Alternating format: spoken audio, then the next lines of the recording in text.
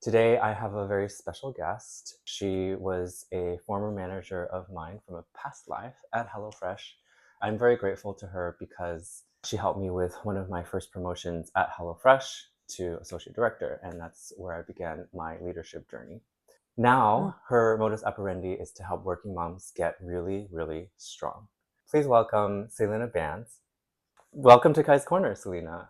So nice to be here. It's a very comfy corner. Thank you. I'm very glad to have you. I basically just described what you do using your motto or your slogan, but maybe you want to provide in your own words what it is that you do.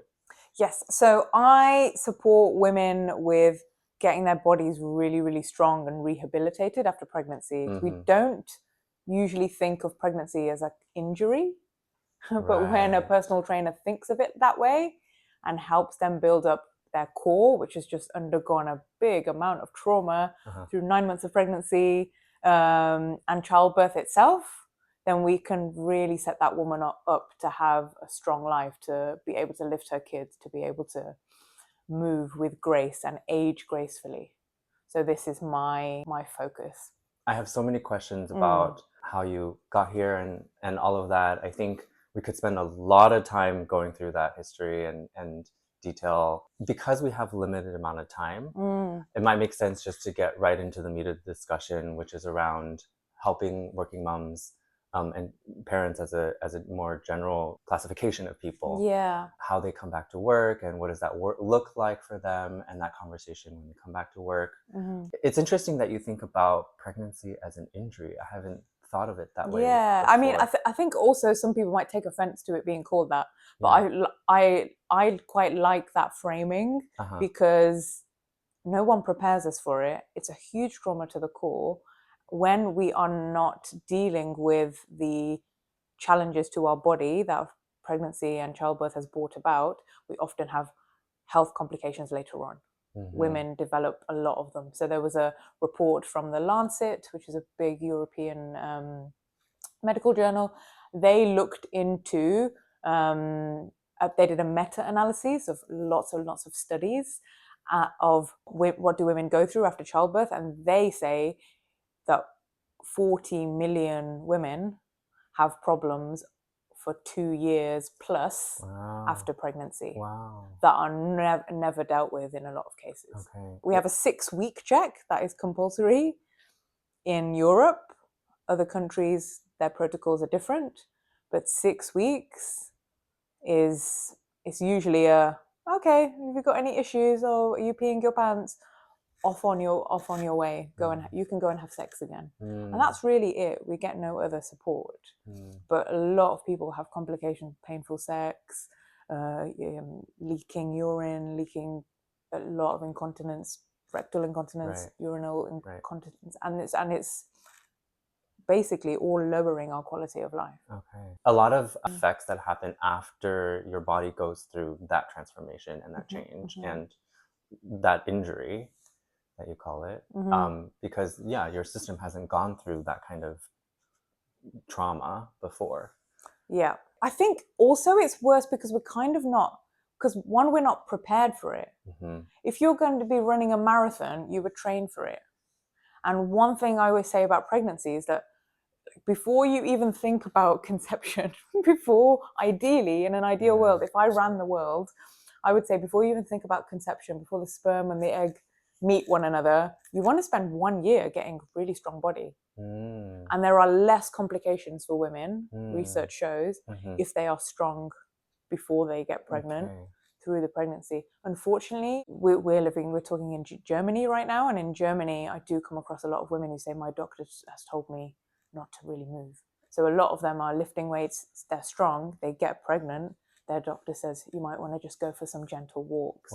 So they're losing that strength throughout that pregnancy when they need to be building it for that marathon of pregnancy, which then the big peak of that is the actual childbirth itself. So they're almost going backwards in their strength levels when they need more. And I think that's what compounds and makes those issues postpartum worse. But that advice is now gradually changing. I think in the States it's a bit more developed. It's very country by country and sometimes doctor by doctor specific. I mean, this is not an experience that I have gone through or will ever go through, but also I haven't also been around, like my sister probably will go through pregnancy at some point, but I won't be around her or haven't been around her when she's going to go through that, so I won't be able to observe also what happens. It's a lot of information to understand about what happens during pregnancy or as you're going through the phenomenon of childbirth. Childbirth or going through pregnancy is a life-changing experience. What are the 3 most common challenges that women have with their health after pregnancy?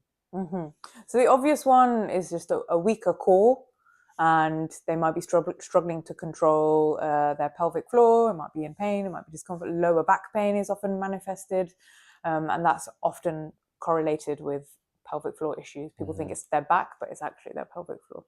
So just feeling weaker and having aches and pains generally.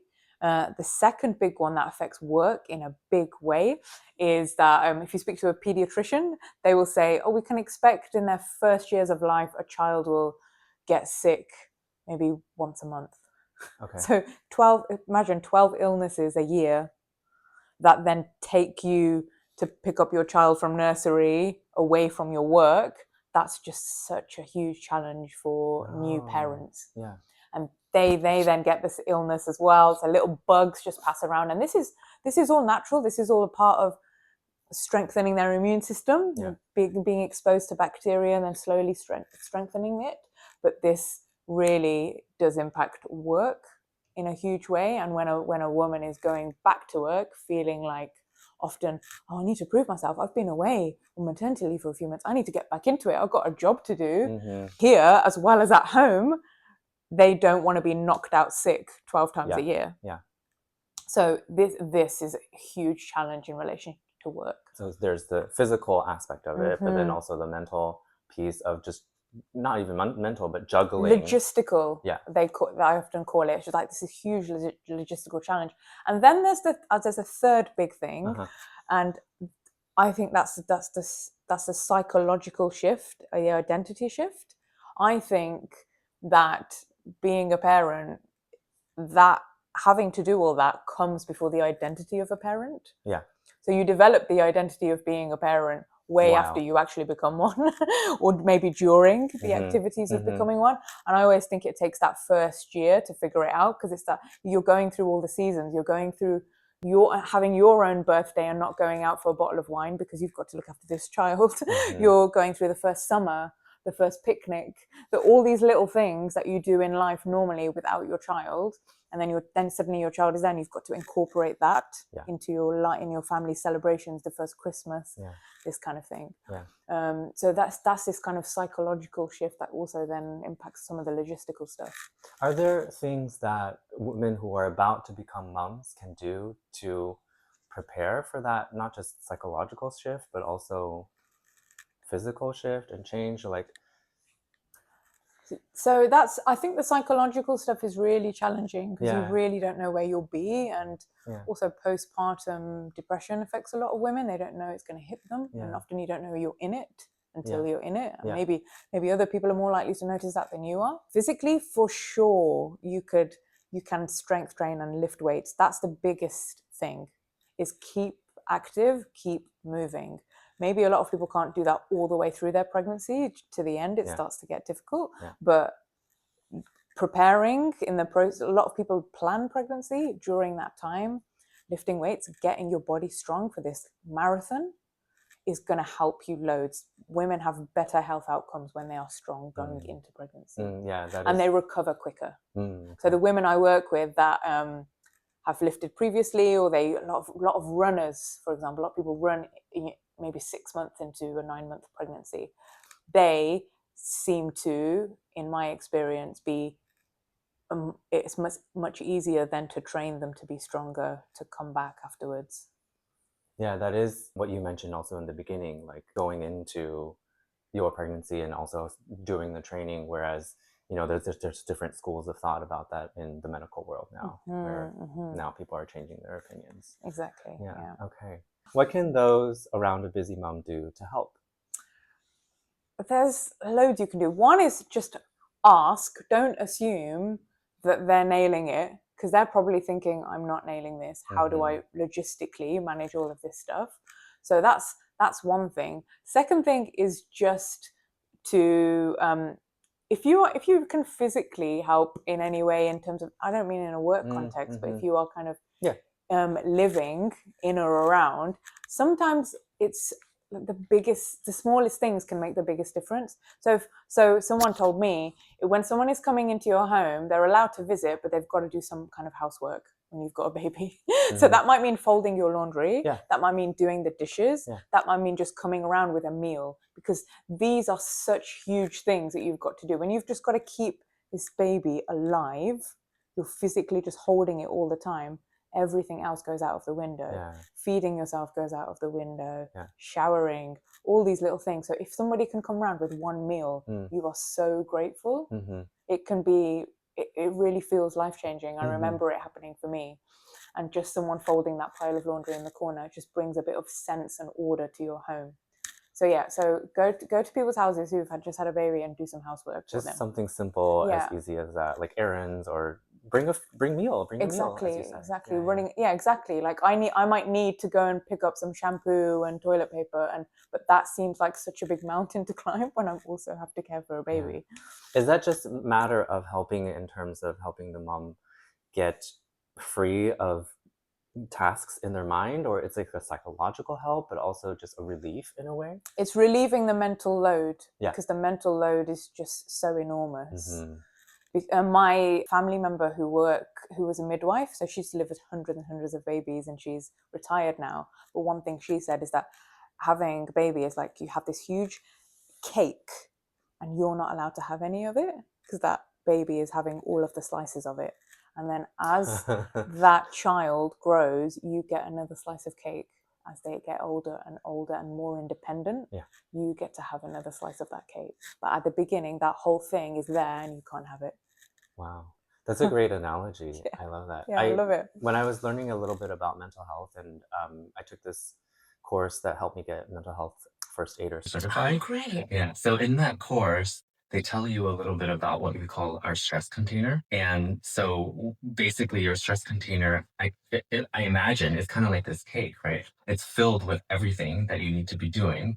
And slowly, as you're allowed to have more of that cake, that stress container also is depleting and emptying out a little bit. But that container can only be so full. And once it's at its capacity, like you're at a mental breakdown, or you've reached your limit, or it's easy to get triggered or feel triggered. And then that's when you quote unquote explode.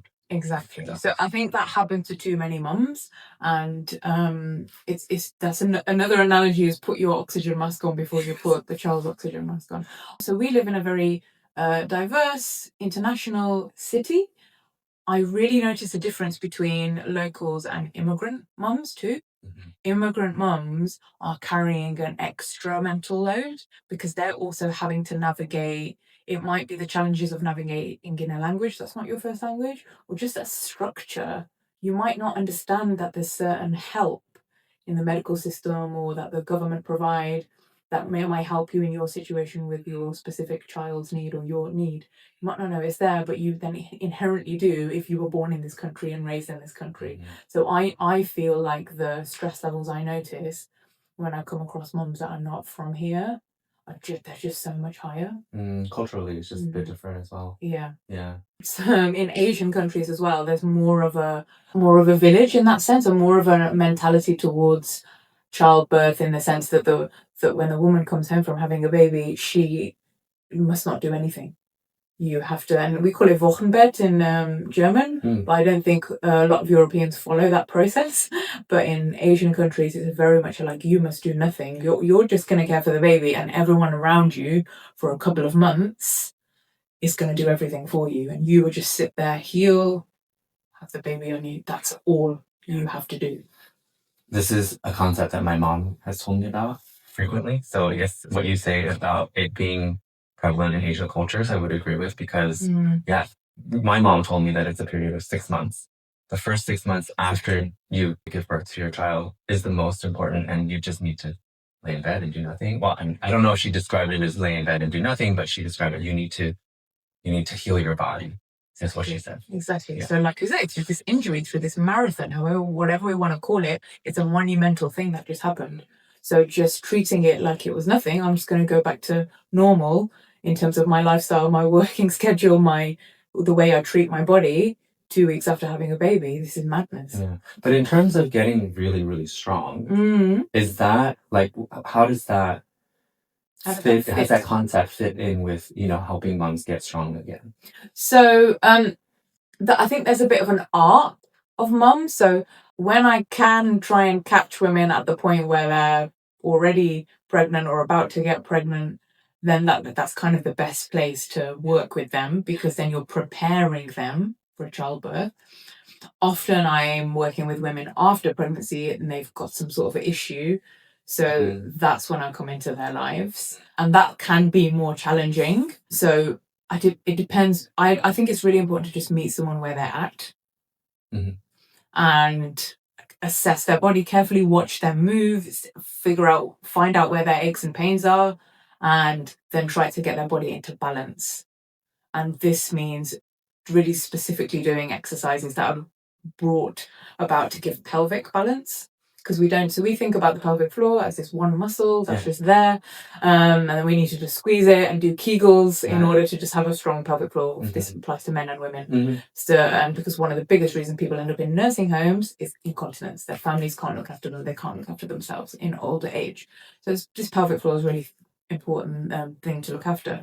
However, when we like in America, there's this concept of pelvic health. So there are pelvic health doctors, and pelvic health is not only just about the pelvic floor, it's also about your pelvis, which is so the pelvic, if you think of the pelvic floor as the core of your core, and then you think about your pelvis as your core, so the middle of your body, if that is in balance, so if one hip is often we have one hip that's kind of like misaligned, let's say. If we work on bringing this back into balance, then that often has a knock-on effect to the rest of the body. So there are so many muscles that go into our pelvis and our pelvic floor that, for example, go up our back all the way into our neck. So you might have a pelvic floor or pelvic imbalance, and your neck hurts. Or you might have a pelvic imbalance and your knee hurts. I had knee issues for years and years. Wow. If you bring your pelvis into balance, and I work with women to do that, then everything else kind of solves itself. Rather than you over-focusing on just the knee or just the ankle or just the neck. Yeah. It's all a system. Yeah. I tie this back into Chinese culture also as well, because, acupuncture and Chinese medicine, we focus very much on the body. Yeah. And it's very similar when you talk about your problem with your neck doesn't come from the neck, it comes from somewhere else potentially. And so people who have back pain or neck pain probably stems from somewhere else. It's the body just wants to be in balance. The body just wants to be in symmetry, and when there's as much symmetry as possible in the body, the pain is as low as it could be. Yeah, it just all comes from imbalance. I want to transition a little bit or switch gears a little bit into talking about returning back to work after pregnancy. This is something that I think about frequently, and I think after having a child, coming back to work, there's so many different takes on it. Some individuals are extremely excited, some people are worried, some people have anxiety, right? And so many factors and so many things change. In some cases, women come back to their job, to a completely new organization or a new manager, someone they've never worked with before. Things move fast. Yeah, exactly. Well, especially in the tech branch where we both used to work. Yeah. So my specific question would be, what advice do you have for someone who is about to become a mom and just going into parental leave? And what are some aspects that both the employer and the employee need to be aware of going into that, both physical and mental?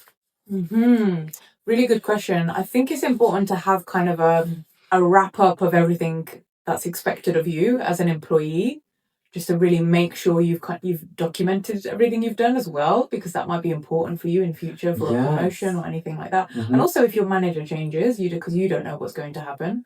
So that's really important. And I think it's important that you also have a checkpoint at some point during your parental leave. So maybe your parental leave is 4 months, let's just assume, and you're going to go back to work in 4 months after the baby. Maybe at month 2, you meet your manager for a coffee and just have a check-in about where things are.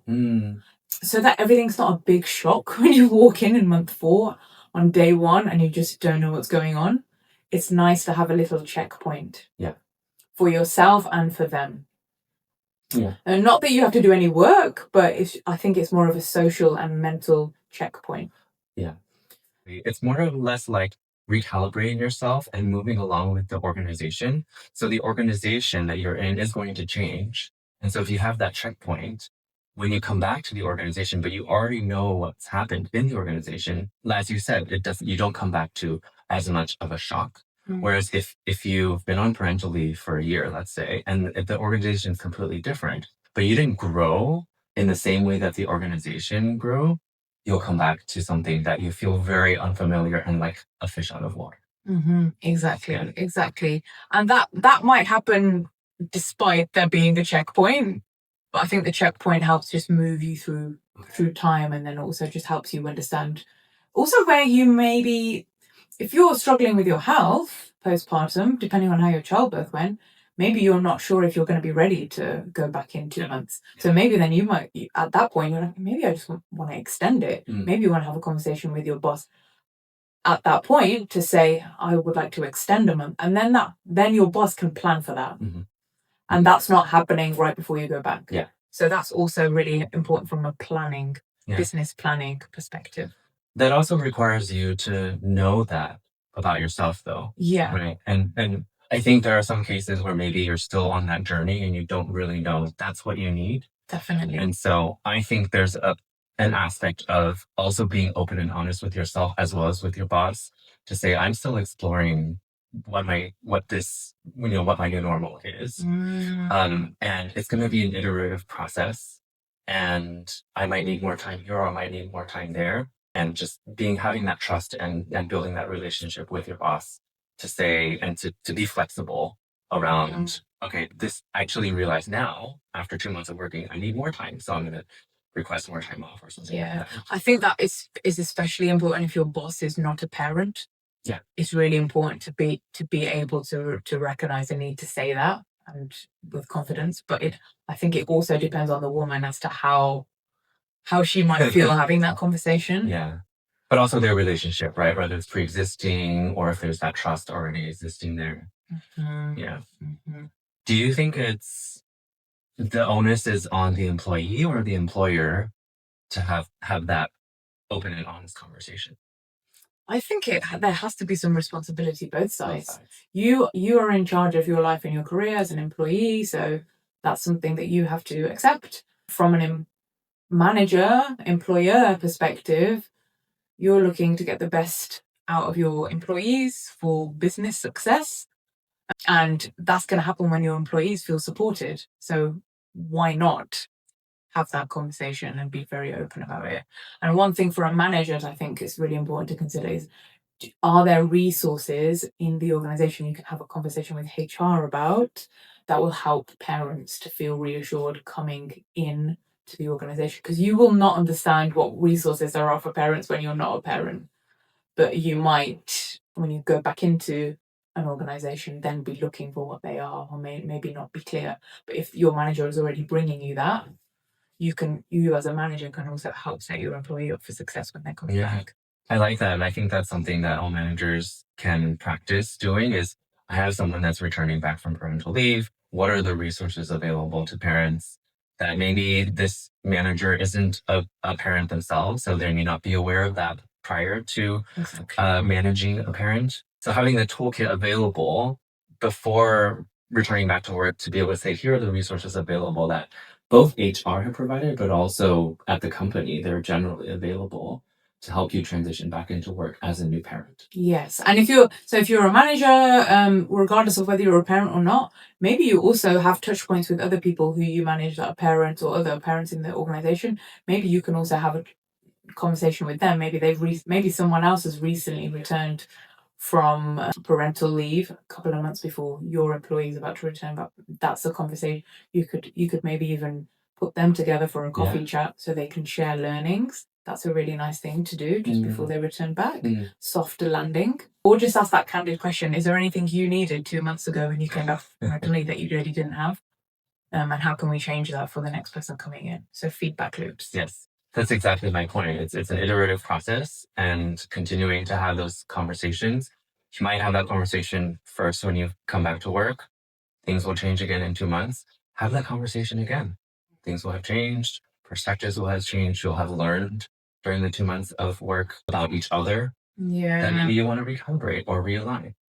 And so it's, as you said, it's a constant feedback loop that needs to be had. So you mentioned documenting everything prior to departure so that you have that, whether or not, it's with the same manager or if you need it for promotion or something like that. Yeah, and also just a reminder to you when you go back in. What did I do? What the hell? What was my job again? Exactly. So that's one aspect. Then you said check in during the leave. Anything else that you want to add to that? I think the next one is more grey and potentially quite sensitive, and it's just that you don't know what you don't know. Yeah. You don't know how your body's going to respond to pregnancy. Initially, with your first child, you have no clue. Yeah. So I think it's really also important to just acknowledge there's grey here. And you as a parent probably can't. There's more of an onus on the employer, actually, in this case. Just be like, there's going to be a bit of grey and there's going to be a bit of chaos. This is okay. Yeah. That perhaps is just a reassurance on the employer's side. Yeah. To provide. Yeah, I like that. That's what I would recommend to all managers as well, is providing that space for parents to feel comfortable with the flexibility and also the ambiguity that they're going to go into as they lead a working parental life. Yes, exactly. Yeah. And that doesn't come immediately. That is learned over time. Yeah. I mean, all parents are at some point first-time parents. So we're all learning when we go into that. And that is like exactly what you said, which is you don't know what you don't know. So you're going to go into it more or less blind and then have to figure things out along the way.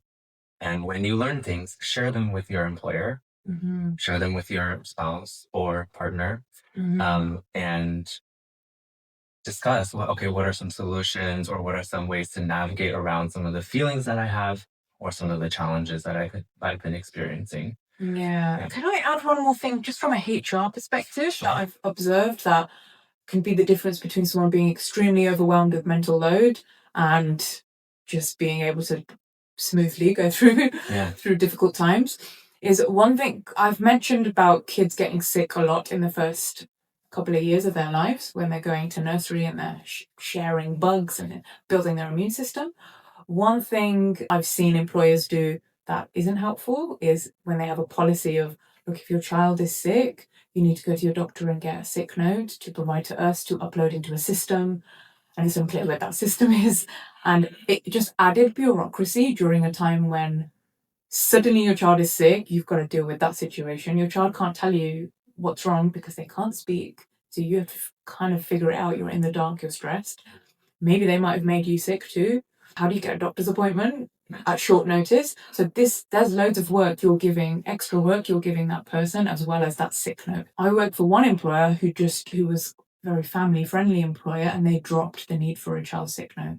They said, look, you're allowed a certain amount of sick days a year if your child is sick, by law anyway, and we as a company have decided that we don't need to give you some extra paperwork. We trust you. Yeah.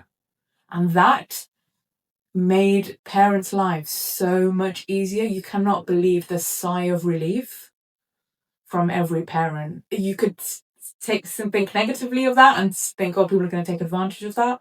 No one takes advantage of that. Yeah. When people feel like you trust them, nobody wants to suddenly have to deal with a child illness and suddenly have to drop the work that they plan to do that day. Yeah.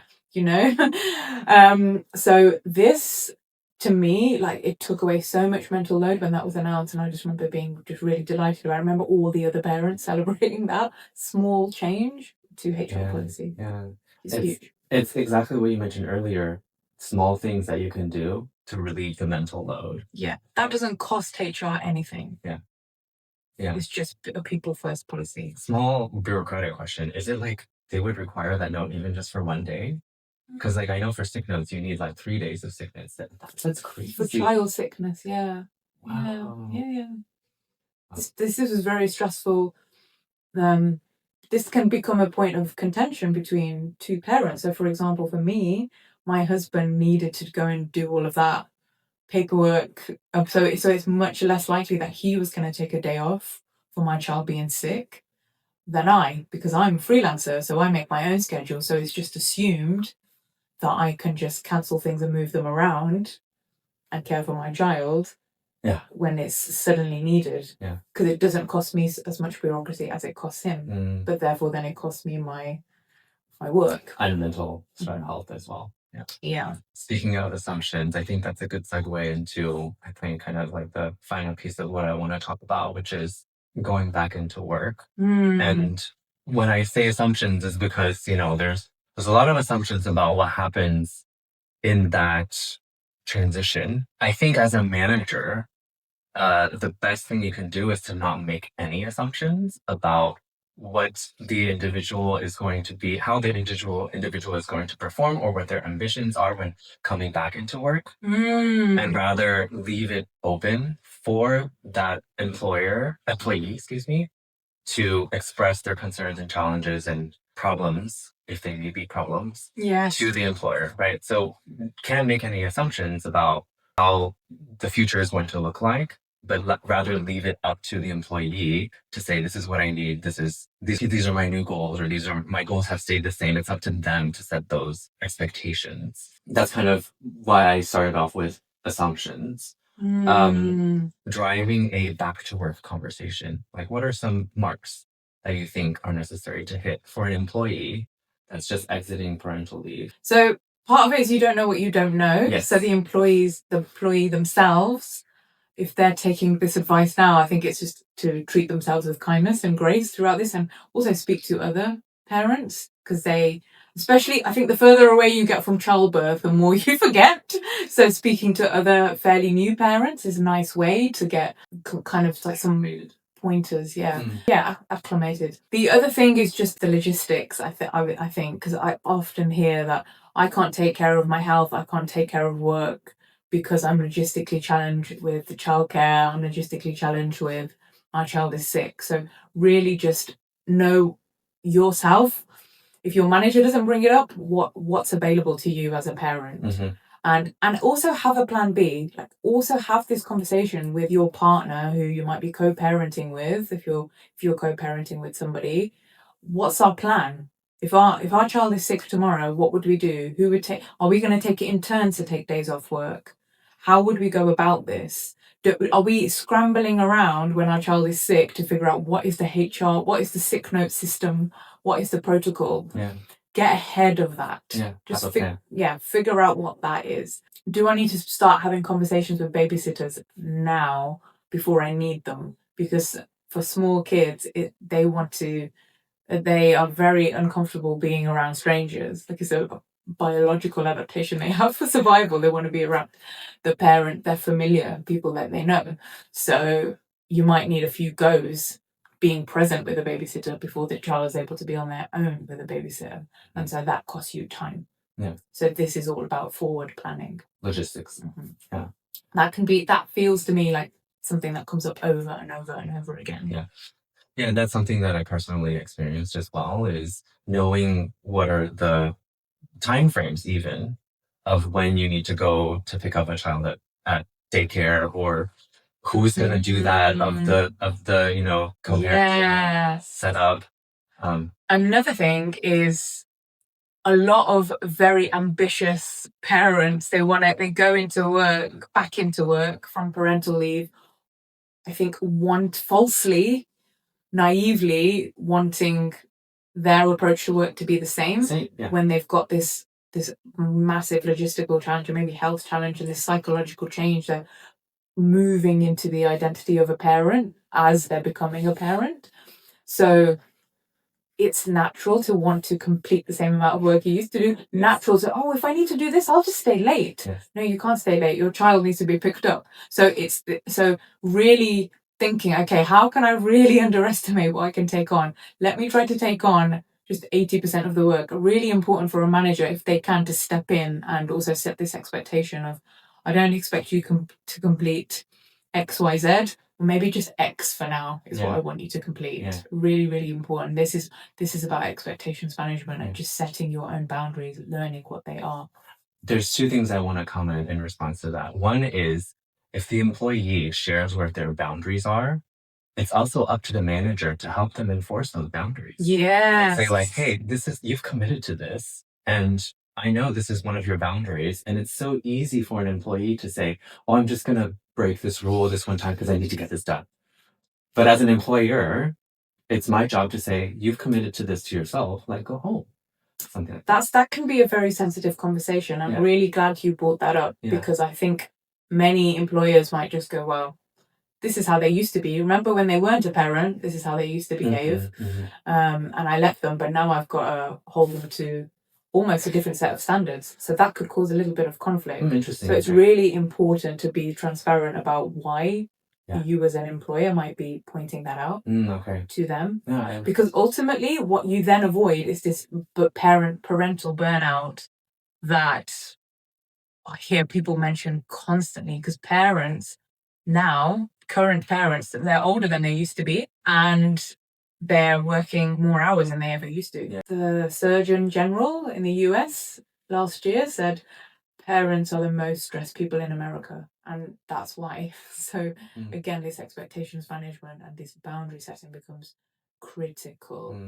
And so self-care comes into that in a big way as well. Yeah. So often self-care, I think pregnancy is great training for treating self-care as optional, actually, because we go into what I found fascinating about being pregnant was that you're the first in the queue to get any kind of medical help if you need it. So I got referred to different doctors for different scans or diabetes checks or whatever. And I remember normally I would just go and stand in a queue at the practice until I got to the receptionist. And actually, I just was the front of every queue automatically. And then when they were looking at appointments, they were like, yes, you can come first thing tomorrow. It was not in 4 months' time. So I was like, wow, I'm so special. And it wasn't that I was special, it's that it's the protocol to just put the child, a pregnant person, first because the baby's on its way, right? Yeah. So that's great training for putting the baby first, the child first, and not yourself. But as we say, we have to put our own oxygen mask on before we have a child. And if a child sees you their whole lives being stressed, not taking care of yourself, they're going to learn to do that too. They're going to learn that everyone else matters and pleasing everyone else matters, and they don't really matter. Yeah. And so it really becomes very important for you to uphold yourself as a role model for what you really, what kind of parent do you want to be? Yeah. What kind of values do you want to espouse? And what do you want to be teaching your child? One thing me and my husband have now as well is this fitness time is I tell him what my fitness schedule is for the week, when I'm going to be going to the gym, when I'm going to be going to yoga, and then I ask him what's yours, and that is sacred protected time. Yeah. I will do whatever I can to make sure that he gets that. I'm not going to move anything around and go, oh yeah, sorry, I forgot I had an appointment. You can't go now to your fitness session. We will. I believe that should be protected as a highest priority, because if you can't take care of yourself, you're not taking care of anything else. Absolutely. Yeah. So I think fitness is often seen as optional. And when you have this agreement between you, you also help each other police it. Yeah. I think it's changing. People are recognizing the importance of fitness, but I don't know what that is like now in the context of parenting, right? So it may be seen as optional perhaps to a parent. Yes. Generationally, we're starting to see that shift with younger people where fitness is super important, and it's also an important part of your mental health. Yes. And that in a way is caring for yourself first, right? So absolutely. I believe there was a big uptick in just fitness generally and interest in it after COVID, because the fitter people were, the less likely they were affected negatively. So, and it's been on the rise ever since. Yeah. And what's really interesting to me about younger people, so I've done a few talks recently, and when younger people have come, they're all about, how can I get prepared for when I have a child in 10 years' time? They're really conscientious about preparing themselves and educating themselves. That's a good thing about that. And they're just, I never would have thought about this stuff when I was 22. Like, absolutely not. So that's great. I think there's just one thing to be careful of there is just being overwhelmed with information and then consequently misinformation. Yeah, also, I was going to say, yeah. That also happens. I think people tend, the more information they consume, the more they just naturally end up in a position of, I don't know what to think anymore. I just want to touch on the back to work conversation, and I want to stress that for managers, how important it is to have that open conversation. I think taking the goals and the work that you've done prior to parental leave and then reviewing them again when you return back to work, there's a double-edged sword kind of there, right? There's pros and cons to that approach is what I mean. So obviously you're going to have that conversation as a manager about returning back to work and what is the new normal. But I stress again, the most important thing to have as a manager in that instance is to have empathy and understand that as a new parent, they're also learning about their new environment and their goals are going to change. Their goals, as you mentioned before, ambition is still going to be there, but they may or may not be able to complete the same amount of work as before, but that's up to them to figure out as they're coming back into work. And so, yes, you might have the same goals when you first start out and when you have that first conversation, and then be open to the conversation and check in regularly with the employee and say 2 months later, have that conversation again about goals or about your personal development plan and say, does this still align with your current plan? And is this still align with how you believe you want to progress? And continually iterating on that, I think is very important as an employer, as a manager. I think one thing that's just a hidden thing that maybe is not mentioned so much is that the meaning in work, for some people, becomes different when they become parents. So a lot of people, work was their life, and then they have kids, and work can't be their life anymore. So they have a completely different mindset and view, different pair of glasses on when they're thinking about work. So I recently heard it described that you don't just burn out from doing too much work. You can burn out from doing work that you don't think is meaningful. Yeah. So another thing to maybe subtly weave in as a smart manager, I think a smart manager can talk to their employee about the sense of meaning they are getting from the work now. Yeah. What is that? And maybe for some people that changes entirely, and then their skills can be repurposed in a different way. Because one thing that somebody told me when I went back into work and actually really freaked out about being back at work and not being able to do what I used to do, and had lots of insecurities developed as a result of that. Well, she said to me, well, you've developed loads of new skills because you're a parent now and you're prioritizing differently. And I was like, oh, yeah, I have. But I completely discounted those because I hadn't developed them in a work context. Yeah. So maybe this parent of yours sitting in front of you, if you're a manager, maybe they've developed a bunch of new skills that they haven't even grasped they've got. So think about how you can apply those, and sometimes that might mean evolving that person into a different role. It's just something to think about because it's a gray area. Absolutely. As you said, you don't know what you don't know when you go into it. And this gray area, we're both learning, right? Both the manager, employer, and the employee, and navigating new input, right? New input, new learnings, and navigating the things that you're learning as you're progressing through this, and applying them, as you say, maybe reapplying them to a different work field or work new role, different role, or applying skills that you've learned as a parent into a different kind of work, right? Like be creative also about where you go with your work and career. Yeah. Is there anything else that you want to add? That I know you had a few points that you had thought through, but I just feel like we've covered so much. Okay, there was a lot of It's amazing. Yeah, I honestly think don't underestimate for particularly for mums, the group I work with the most, do not underestimate the importance of a small window of self-care. That might, for one person, that might look like just going for a 10-minute walk at lunchtime when they never used to do that. Or for me, for example, at the beginning of moving back into work, I used to always try to get to the neighborhood where my office was about 20 minutes early, and I just had a coffee by myself. It was the only thing I did by myself and for myself that whole day. And for me, that was really special. Mm-hmm. And so I always made an effort to do that. And then, you know, later on it was exercise.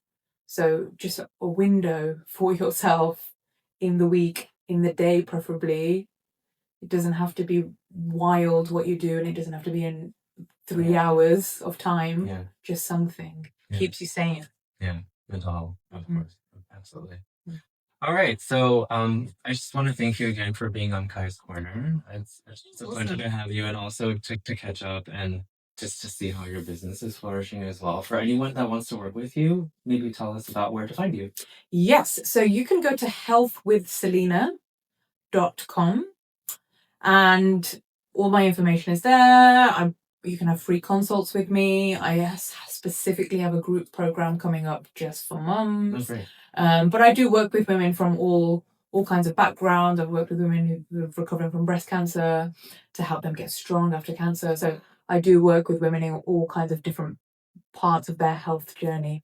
Okay, great. Health with Selina, SELINA. Yes. Great. All right. Thank you so much. And hopefully maybe we'll do this again. Yeah, awesome. Thanks, Selina.